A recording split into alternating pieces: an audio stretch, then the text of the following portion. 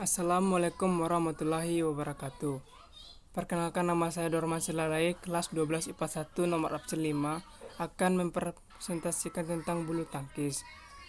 Bulu tangkis adalah suatu olahraga yang menggunakan alat yang berbentuk bulat dengan memiliki rongga-rongga di bagian pemukulnya dan memiliki gagang alat yang disebut dengan raket. Biasanya dimainkan oleh dua orang untuk tunggal atau dua pasangan untuk ganda yang saling berlawanan. Bulu tangkis bertujuan memukul bola permainan kok melewati jaring agar jatuh di belakang permainan lawan yang sudah ditentukan dan berusaha menegur lawan melakukan hal yang sama. Kedua, sejarah permainan bulu tangkis. Asal-usul bulu tangkis diperkirakan berkembang pertama kali di zaman Cina kuno. Lewat permainan jilanji. Jilanji merupakan permainan sederhana yang menggunakan shuttlecock dan kekuatan kaki. Aturan permainan ini adalah menjaga agar shuttlecock tetap berada di udara selama mungkin dan tidak jatuh ke tanah. Pemain dilarang menggunakan tangan dan hanya diperbolehkan memakai kaki. Selain di Cina, olahraga bulu tangkis juga dipercaya berkembang lewat permainan battle Doros yang populer di Inggris. Permainan ini menggunakan sekitar tahun 1850, Pona kemudian dibawa ke Inggris oleh para tentara kerajaan Inggris yang saat itu menjajah India. Kemudian di tahun 1860, permainan yang awalnya disebut Pona atau battle Doros ini mulai disebut dengan badminton. Sejak saat itu, permainan badminton menjadi populer dan mengalami perkembangan pesat. Badminton atau bulu tangkis kemudian dibawa oleh orang-orang Belanda dan akhirnya masuk ke Indonesia. Pada tanggal 5 Juli 1934 didirikannya International Badminton Federation atau IBF, sebuah organisasi yang mengatur kegiatan badminton di tingkat internasional. 3. Lapangan bulu tangkis. Lapangan bulu tangkis berbentuk persegi panjang dengan ukuran panjang mencapai 13,40 meter, sementara lebar lapangan bulu tangkis secara umum mencapai 6,1 meter. Wilayah permainan kemudian dibagi menjadi dua untuk masing-masing pemain atau regu sepanjang 6,7 meter ditandai dengan pemasangan net. Tinggi tiang untuk pemasangan net sendiri menyentuh 1,55 meter dengan jarak antar garis atas net dengan permukaan tengah pada. Bagian tengah sebesar 1,52 meter garis depan area servis berjarak sekitar 1,96 meter dari bibit net, serta memiliki lebar masing-masing 2,519 meter untuk sisi kanan maupun kiri. Berikut contoh gambarnya. 4. Teknik dasar permainan bulu tangkis.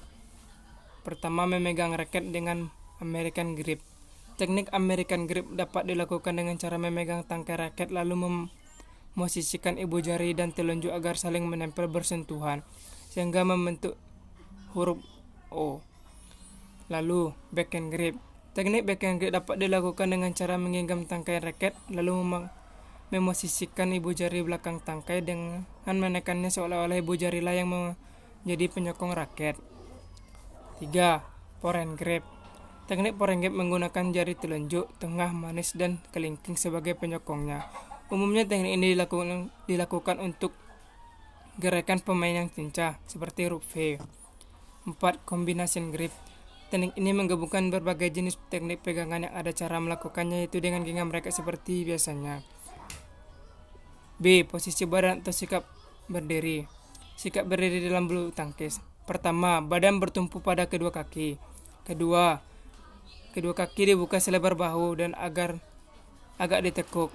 Bisa juga salah satu kaki ke depan, yang lainnya sedikit ke belakang. Ketiga, tangan agak diangkat dan ditekuk sehingga raket sejajar dengan dada atau kepala. C. Kerja kaki. Kerja kaki atau footwork punya peran yang sangat penting dalam permainan bulu tangkis. Kaki tidak hanya untuk memposisikan badan tetapi jadi tumpuan sekaligus pusat keimbangan tubuh. D. Servis bulu tangkis. Servis artinya memukul kok untuk memulai permainan bulu tangkis yang mengarah pada area lawan dan melewati net. Teknik servis sendiri ada 3 macam, yaitu sebagai berikut. Pertama, forehand pendek. Pemain memukul kok dengan tidak begitu kuat, akibatnya kok meluncur akan jatuh sekitar net atau di depan area tim lawan. 2. Forehand tinggi. Teknik ini dilakukan untuk membuat kok melambung tinggi dan jatuhnya cukup jauh dari area net. Teknik ini bertujuan agar kok bisa jatuh di belakang pemain lawan sehingga mereka kesulitan untuk mengembalikannya. Ketiga, backhand. Dilakukan dengan tenaga sedang, tujuannya agar kok bisa jatuh dekat serang lawan dan mendarat sedikit melewati net. Cara memukul. A. Lob. Teknik ini dilakukan dengan cara memukul kok agar bisa terbang tinggi mungkin dan jatuhnya di belakang garis lapangan area tim lawan. Pukulan seperti ini biasanya akan membuat lawan kewalahan sehingga mereka pun jadi cepat lelah. B. Drop shot. Pukulan ini bertujuan untuk mematikan pergerakan lawan. Pukulannya dilakukan secara lurus dan menggunakan tenaga kecil atau pelan. Tujuannya agar kok bisa jatuh di sekitar net. C. Drive. Drive jenis pukulan yang mendatar. Area pukulannya bisa lurus atau menyilang untuk mendasar sisi samping tim lawan. Teknik ini biasanya dilakukan untuk menyerang lawan.